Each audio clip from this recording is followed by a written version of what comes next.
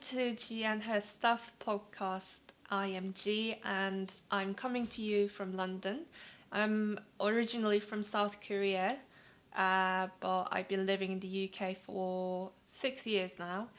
Um, I think I'm quite nervous today. I don't know why. I've been doing this. I've done this interest probably like 7 times now. Anyway, welcome to my podcast. If you're a new viewer, I am a knitter, spinner, and hand dyer.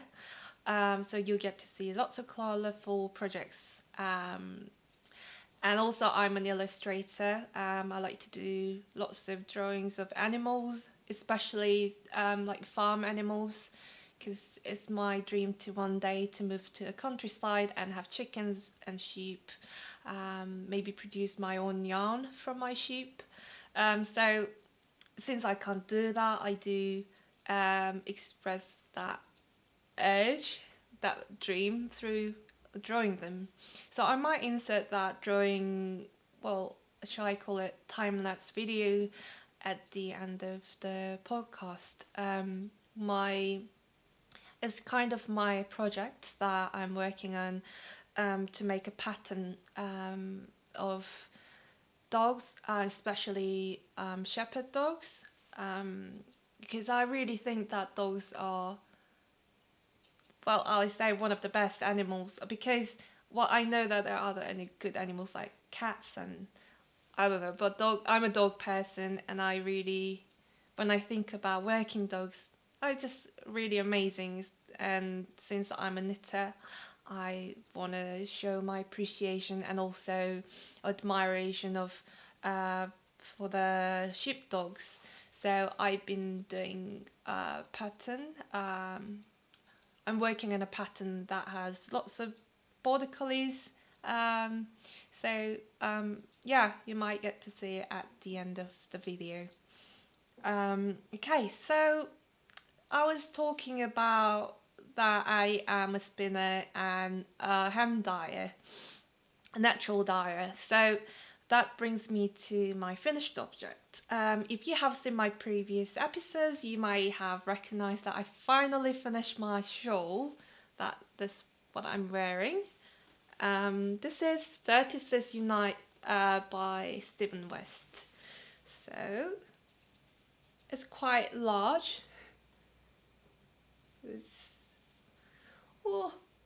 Can't even show you in one screen, but it was a lovely day today, so I went out to have a walk in the local park, and my boyfriend took pictures of me wearing this shawl, nice photographs of it, so maybe I'll insert that here. So this shawl is very special to me because I only started spinning 2 months ago. I got a drop spindle for Christmas gift. So, well, it's something that I always wanted to do. I wanted to be able to spin the yarn myself and be able to dye it and make knitted garments. So, and also I've been watching some podcasts like Knitting Traditions and some other podcasts that have featured this shawl, and I really wanted to knit this shawl, and I never knitted a shawl before.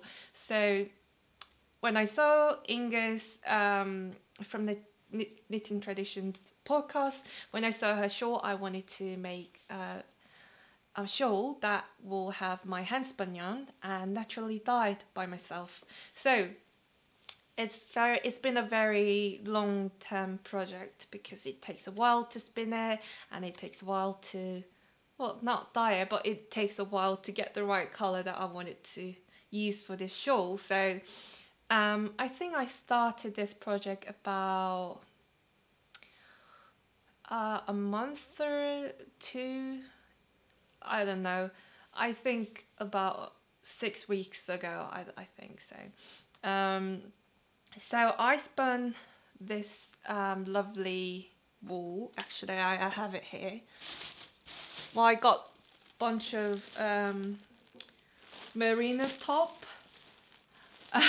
Actually, this is not from the place I got this wool from, but it was merino top as well. So I got like 500 gram of merino top. Obviously, I didn't need you need 500 gram to make this shawl, but I wanted to experiment natural dyeing the top, so I have 500 gram, and I had spun it on my really nice spinner, which is electric EEW Nano 1.1 e-spinner from Dreaming Robots. So I had a drop spindle, but it was taking a while, and I would spin it standing up, so it would hurt my knees a lot because it locks the joints. So I got a spinner, and it was so much faster, so I was able to spin, probably if I do, I could spin a yarn a day, so that a skein a day, I mean. So if I did it on a drop spindle, it would take me 3 days. Like yeah, because I will have to ply on drop spindle again. It's really long process. So I'm glad I got e-spinner now. So yeah, so going back to the shawl, this shawl it's really nice construction. I had to start from, as the name of the shawl is Vertices Unite. It's got lots of vertices, and how it's knit up is really interesting. You knit one triangle and you pick up and knit again. And I think last time I showed this shawl to you, last episode, I had one more to go last time, and I was struggling to get the right color for the last section. It was because mainly that this orange section, which is dyed with onion skin, was quite strong. So this natural grey I didn't dye it with, and white as well, and this is avocado dyed pink yarn that I have, and the onion skin. Oh, I didn't know how. Like, I did dye with onion skin before, but I didn't realize how beautifully, like how saturated the color can come out from onion skin. So I was very happy with that. And this is actually same grey wool that I dyed with onion skin. So I think I talked about it in depth in the last episode. If you like to hear more about how I wear the yarn, how it's been dyed, you can look at the last episode. But these are the same, from the same grey. It came out really nice brown, greenish brown color. So I was thinking, oh gosh, this orange is so saturated. So I was a bit worried that it's overtaken the color palette. As you can see, it is quite strong. And then I put this on, and then I had, actually I will show you the candidates of, oh, I might not have it. Okay, so I had this yarn, which is kind of like oatmeal color that I dyed with henna. It didn't come out that saturated, but it was one of the candidate, and I actually tried knitted it with this, but just was too close to this white color, so I had to frog it. And later on I will show you some other project that there might be a bit of break in between, because this camera just automatically stops filming, so there might be awkward breaks. Sorry about that. So my tea is getting cold, so I might as well finish it. Okay, so I was talking about, yeah, the last section. This is also from the natural grey that I had, and I was trying I was trying natural dyeing with madder. I did talk about the last episode, and I was talking about how disappointing it was. I think I was supposed to use way more dye stuff to get the red, and obviously I didn't.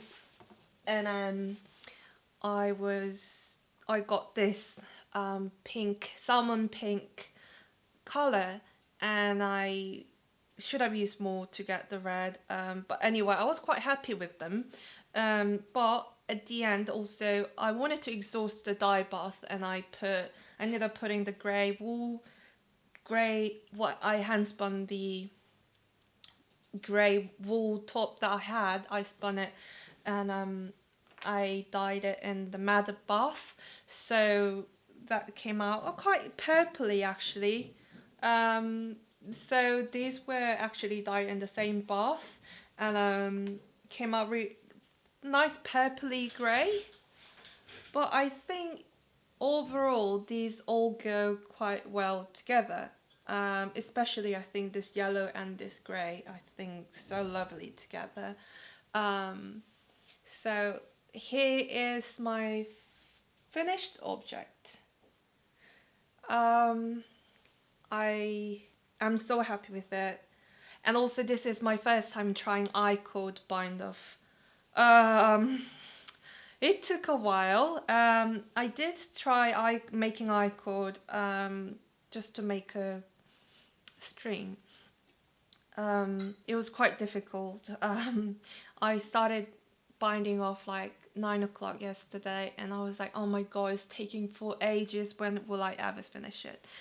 I finished it this morning, so I was actually kind of rushing myself to finish this so that I can make film podcast today, because today is Sunday and it's nice weather. I wanted to do in the day, but I can't do that on the weekdays because I have work. So I was kind of rushing it, and I don't like rushing knitting because I feel like I'm not enjoying the process, and I feel like, yeah, I just didn't want to rush it. So I just dropped it last night. I'm like, if I can finish it, I'll finish it tomorrow morning. So I was quite happy that I was able to finish this morning, and it came out so nice. I would like to use this I-cord bind of perhaps for jumper, like around, I think it would be really cute to have neckline like this. Like, oh my god, I can imagine making a jumper in this color and having white band of I-cord neckline like this. I think it would be really cute. Yeah, so I'm quite happy with it, and I was so looking forward to finishing this project because it's so warm. It's 100% merino wool. So when I was knitting it, I would put down on my knees like this, and I could feel the warmth of the wool. So I'm like, oh, I can't wait to have it around my neck. And here it is now. It's done. I'm very happy with it. Yeah, so if anybody hasn't tried Stephen West's pattern, I think this might be a good pattern to start with, because I think his design style is so innovative, and I am thinking of casting on Penguono, not in the near future. In the far future, I would like to cast on Penguono and make knit with my hand-dyed yarn like this project. I think Emma Robinson from Woolly Mammoth Fibre Company podcast, she has made her Penguono with her hand-dyed yarn, and I really like that idea because, well, I like to spin it first and then dye it and make it. Yeah, so one day I would like to do that. It's gonna take a while, so I'll probably want knit it anytime soon because I have so many projects right now. Yeah, and also I was wondering what kind of projects I would like to knit with my handspun yarn, and one thing that I was worried about is having bulky stitches, because even though I try to get consistency in my spinning, because I'm not a machine, I might sometimes it's not even, not consistent. So when you do stockinette stitch, it might seem a little bit bulky in certain areas. So I didn't want to have that lumpiness in my fabric. But garter stitch, like, I don't think you can see that. It's really, I think it's a good project for beginner spinner who would like to make a shawl with their first hand spun yarn, and also for someone who wants to try Steven West patterns. I think this is a nice start because it does push you to do something new. For example, for me, I could bind off, and also I learned so much about salvage stitches because I always didn't understand what it means, because there is not just one way. In my knitting group, we were talking about salvage stitches, and most of the people were like, oh my god, yeah, it's so weird, there is so many ways to do it, and every designers will call different type of salvage stitches. But with this pattern, I finally understood what it means. Like, okay, I got it now. I think I can use this type of salvage stitches on the added pattern as well. It was so easy to pick up when you do it right. Yeah, so there's so many salvage stitches. So all along here and all along here, just it was good practice. Yeah, so I would 100% like so recommend it. And then I was talking about, now I want to talk about my work in progress. I was just talking about lumpiness in the stitch definition. So, and then I wanted to talk about this project because it's quite relevant. So I have been a spinner for only 2 or 3 months. It's not a long experience. It's not massive experience, but I have got a really nice Viola top, Fern colorway. I don't have the top because I spun it already. There's a really nice mill called John Arbon Textiles. I'll put it down below. They have really nice rovings that I got really nice greenish rovings. I think they carded it, so they blend in different colors too. So when you see the roving, there are so many different colors. I will insert picture here. So I would need to see how the yarn would look like when it's spun. So I think I believe most of the spinners like I think the reason why we spin certain tops or rovings is because we would like to see how it will spin, how it'll be spun into a yarn, because the color is like, you never know, depends how you spin it, it could have a nice variation or pattern and so on. So there is this really lovely top that I saw on John Arbon's, and I had to get it because I wanted to see how it will spin. So I got a Viola top, Fern colorway, and I spun into I got it probably 100 gram, I think, or 200 gram. So I don't have, I'll put a picture here. It was so lovely, and it is so lovely. So I have one ball here. Oh, maybe there's another ball here. Yeah. Ooh, ooh, ooh, ooh, ooh. Oh dear, it's all tangled. Okay. So I had these lovely, yeah, I spun it to this lovely yarn. This was my actually first time trying to spin it for certain way. So I spun it, I wanted to spin for DK way. I have, where is it? Okay, so you get this spin card when you get electric eel wheel. So it's WPI, which is short for rep per inch. So it depends how many reps there are per inch. You can it defines the way of the yarn. So in order to get 2 ply DK, I have to spin for 25 WPI. If it doesn't make sense, I'm sorry, but what I'm trying to do is in order to get DK, I have to spin certain thickness single plies and then ply them together to make DK.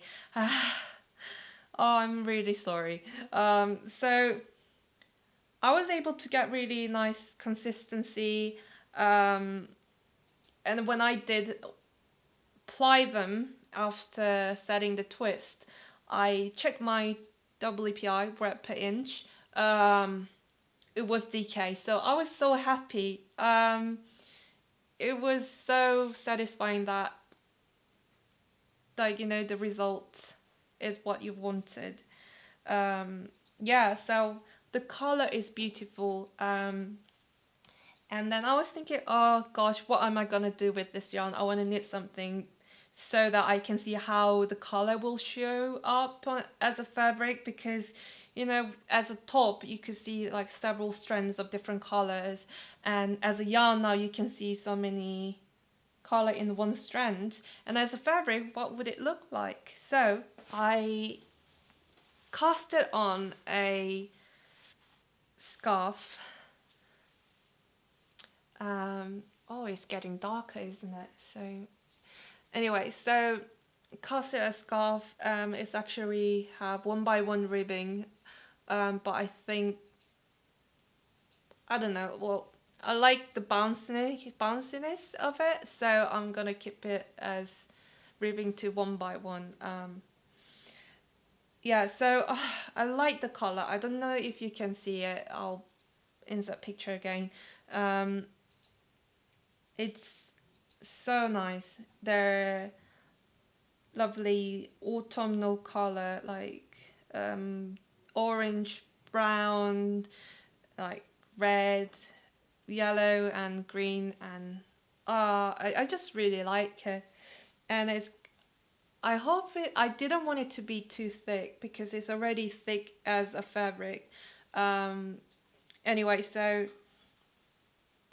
I kind of measured my neck and to see what kind of width that I would like to knit the scarf to be, and then I just cast it on for that stitches. Anyway, so this is really lovely. I can't wait to finish it. I think I was saying that last episode, the spring is coming, and I was worried that it'll get warmer soon, and I want to finish my knitted project so I can wear it before the spring or summer comes and before the weather gets warmer. But I don't think I have to worry about that. It's so cold, so I'm gonna take my time. I don't have to rush anything. Okay, so yeah, so I think it's just mindless knitting for me, 1x1 ribbing, and so this will be the project that I will do when I just don't want to think about anything or watching something. It's good to have that kind of mindless project, so that's my go-to mindless project. Right, so that was the first project of my whips, and I was talking about, yeah, so as I was knitting natural dyeing some wool, these aren't the only colors that I ended up having. As I said before, I was trying to get the right color, and there's trials and errors. So I do have like a drawer full of hand dyed yarn. This is onion skin. This is Fustic. Oh, so nice. They're very similar actually, but this is warmer. It's really interesting that this is avocado and this is madder.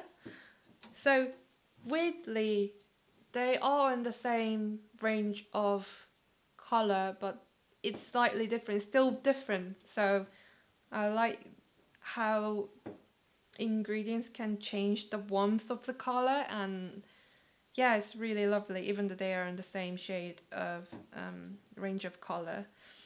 And then yeah, I have bunch here, and this was fuse stick that I dipped it in iron modifier to sadden the color. That's when you dip it in iron modifier, it gets darker. So here it is. And then I had a few top that I dyed with fuse stick before, and so I applied it with natural grey color. It's a funny one. I don't know. It's a funny one. I just thought, why not? I had bits of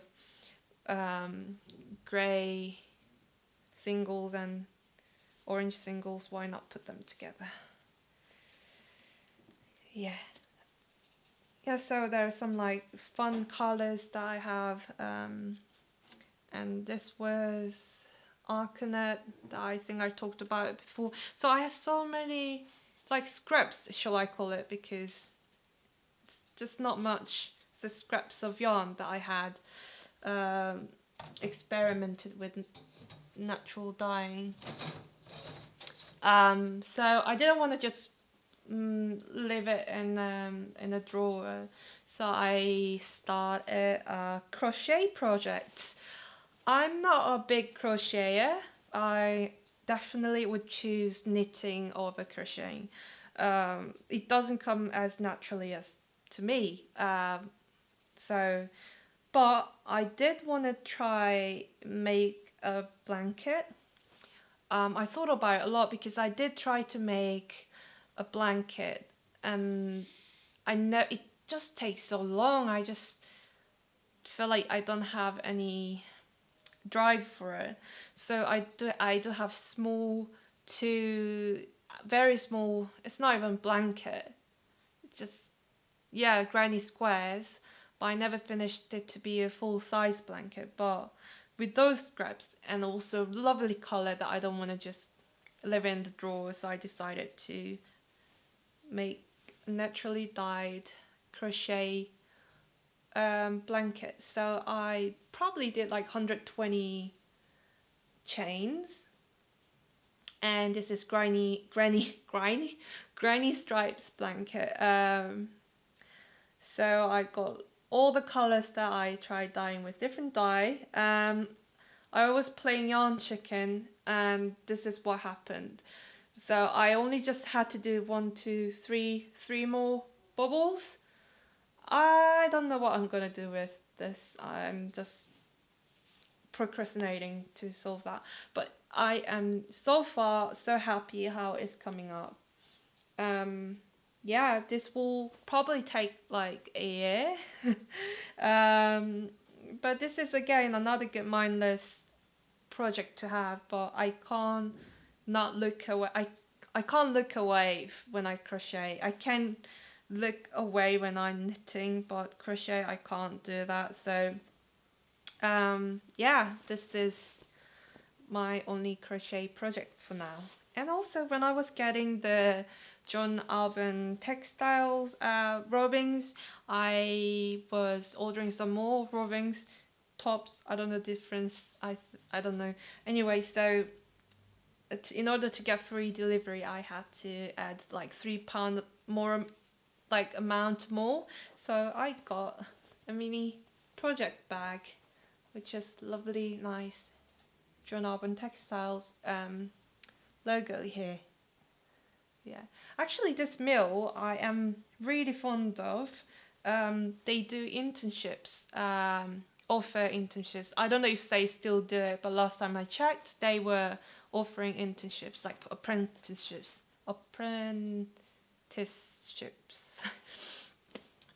So I would like to do it one day. I don't know when that will be, but because you get to work in a really nice spinning mill.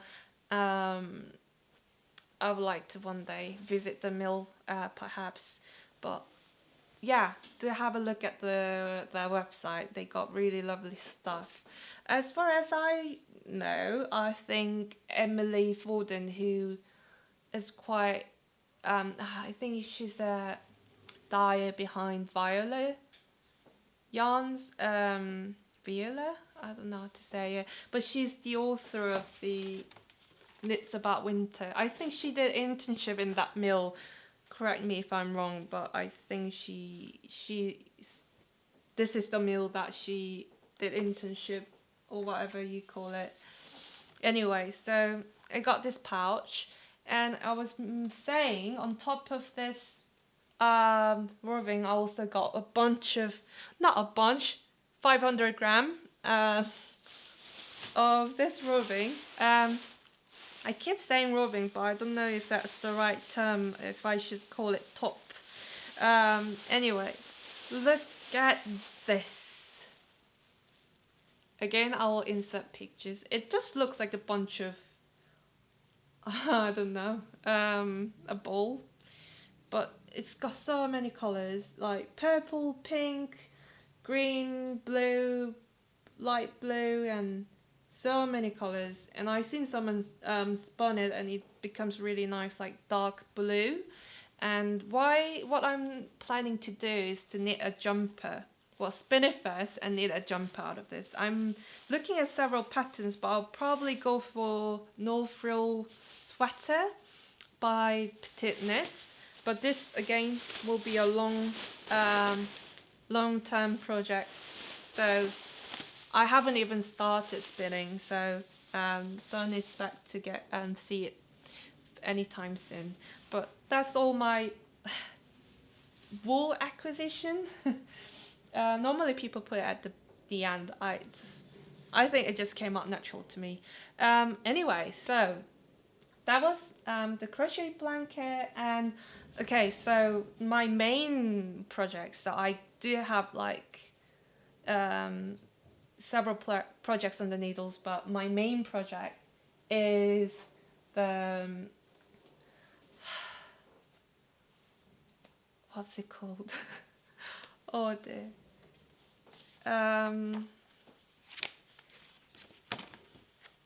Eastwind jacket. So again from Emily Foden's Knits About Winter. I've been knitting this lovely Eastwind jacket that you can see on the cover. So far, I think last time I showed it to you, I was knitting the second panel. So you knit it in flat to sew them together at the end. So you have 4 panels to knit,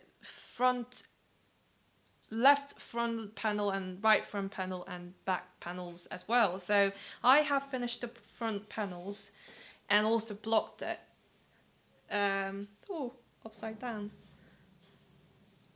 Here it is. And it's the pocket. Yeah, I also finished the second panel, which you can kind of see how the jacket's gonna look like. Hold on. Like this. Oh my god. And little pockets. Oh, it's so lovely. It's so lovely. I love the colour. I was contemplating, before casting this on, getting the yarn as well, I was thinking, oh, should I do grey jacket or white jacket? I don't know. But I always wanted to have white jacket. So instead of buying one, I'll make one for myself. So I did get a bunch of float to Lopi. I think the Lopi yarns have been getting quite popular, so a lot of them are out of stock, but I was luckily able to get hold of enough yarn to knit this jacket. And also I am holding a double with a drops kid silk mohair, which is colorway 1, just white mohair. It's just so lovely. It's such a lovely design, and also I don't think you will ever get bored of knitting this. I am just amazed by this pattern, like how thoughtful it is. It's just, oh my god, I can't wait to wear this. I would definitely wear this at home as well, like as a cardigan. And it has lovely like feature that you do 2 different colors to make some, I don't know, nice edging. But it's just lovely. The cable is so nice as well.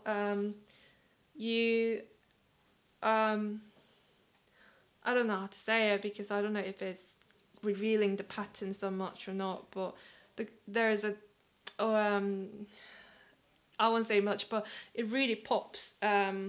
It's very like dimensional, so I really like that. But you might have noticed that it doesn't look like the pattern, because the pattern it says to knit to the neckline, but I cast it off quick before knitting extra rows for the neckline, because I've been looking at other people's projects and I wasn't so sure how the neckline looked. Basically it's too big, either too big so it gets slouchy around your neck, and I hate having cold neck, so I am just doing exactly what Emily Foden did for her on Eastwind jacket. She did ribbing around her neck, so I cast it off early before do the neckline. Bind off. I did bind off before I do neckline, and when I'm done I'll just pick up the stitches around the neckline and do the 1 by 1 ribbing to have nice neckline. That will, yeah. So here, so I have finished the front panels, and these are all blocked. Really satisfying. And I am on the 3rd panel. So how far have I got with the 3rd panel? Quite a lot, which is almost done, you know. It's bigger than the front panels because you pick up the button bands on the front panels anyway, but I almost done with it. I think I have to do 10 centimeters more, and I'm done with one of the back panels, so I probably can get it done by next podcast. I shouldn't rush to finish a project just for the sake of making it into the podcast, but that would be nice to show the final project to you guys. So that's everything for today, I believe. I hope it was interesting. If you're interested in my further projects, please subscribe and give it a like down here, and also leave a comment if you like to chat about natural dyeing or whatsoever.